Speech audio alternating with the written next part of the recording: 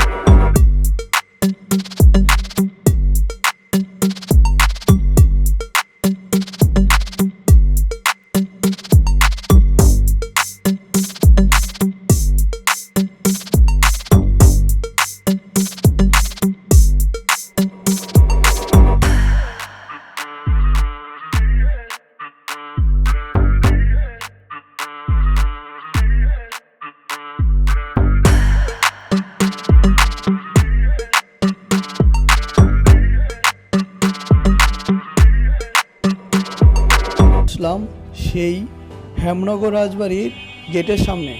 বর্তমানে এটি Hemnagar degree college. এই গেট দিয়েই সরাসরি আমরা চলে যাব হেমনগর রাজবাড়ির সামনে। দেখতে দেখতে চলে আসলাম হেমনগর রাজবাড়ি। হেমনগর রাজবাড়িটি হেমচন্দ্র চৌধুরী 1890 সালে প্রতিষ্ঠা করেন। এই হেমনগর রাজবাড়িটি টাঙ্গাইল জেলার গোপালপুর উপজেলার হেমনগর অবস্থিত। এই ভবনটিতে রয়েছে সৌন্দর্য এবং অনেক কারুকার্য।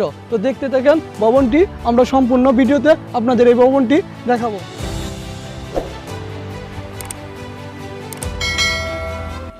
হেমনগর রাজবাড়িটি 1979 সালে খন্দকার আসাদুজ্জামান হেমনগর ডিগ্রি কলেজ হিসেবে প্রতিষ্ঠিত করেন।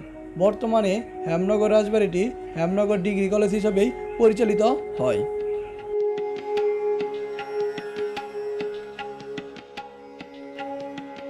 এই হচ্ছে সেই হেমনগর ডিগ্রি কলেজ।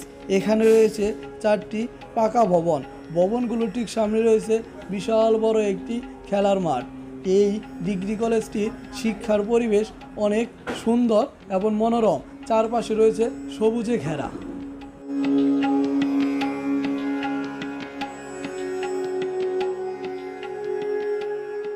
এখন আপনারা দেখতে পাচ্ছেন শহীদ মিনার।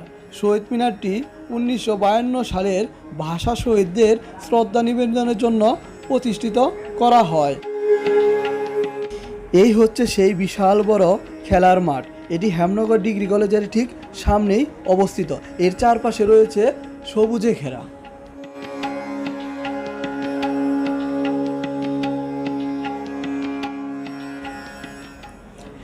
হেমনগর রাজবাড়ির ভবনের দেয়াল, পিলার, ফটকে রঙিন কাজ ব্যবহার করে ফুল, তারা, ঘাস ইত্যাদি তৈরি করা হয়েছে।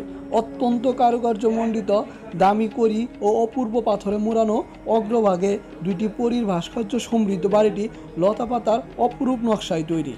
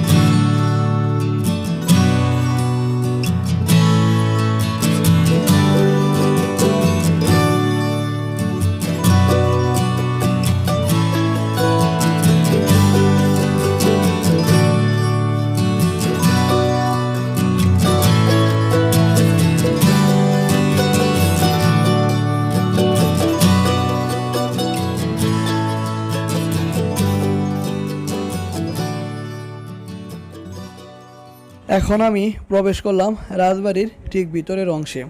রাজবাড়ির ভিতরের অংশটি পরিত্যক্ত। এখানে নেই কোনো দরজা জানালা, সব কিছুই প্রায় পরিত্যক্ত অবস্থায় রয়েছে। এর চারপাশেই রয়েছে অনেকগুলো ভবন। আমি ঠিক ভিতরের অংশের একটি বারান্দা দিয়ে হাঁটতেছিলাম।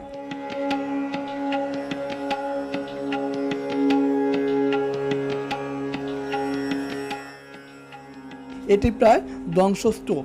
এই হেমনগর রাজবাড়িটির সৌন্দর্য আসলেই প্রশংসনীয়। রাজবাড়িটিতে রয়েছে একটি দ্বিতল ভবন, ভবনে ওঠার জন্য রয়েছে একটি সিঁড়ি।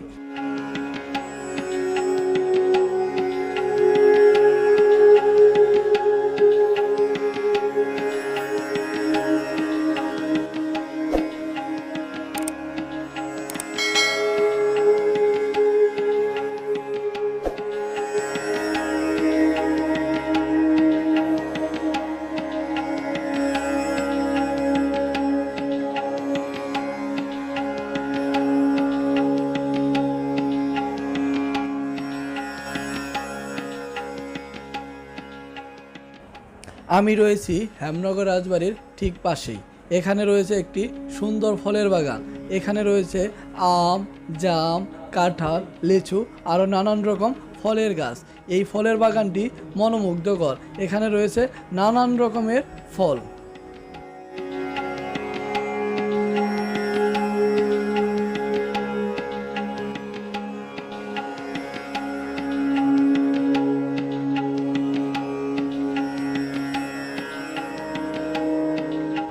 এখন আমরা আছি হেমনগর রাজবাড়ির পিছনের অংশে। এখানে রয়েছে নানান রকম গাছপালা। এই হেমনগর রাজবাড়ির পিছনে রয়েছে একটি বিশাল দিঘি। দিঘিতে রয়েছে একটি শান বাঁধানো ঘাট। এই শান বাঁধানো ঘাটটি এখন পরিত্যক্ত। এই হেমনগর রাজবাড়ির পুকুরটি আমার কাছে বেশ ভালো লেগেছে। আপনাদের কেমন লেগেছে তো অবশ্যই কমেন্ট সেকশনে জানাবেন।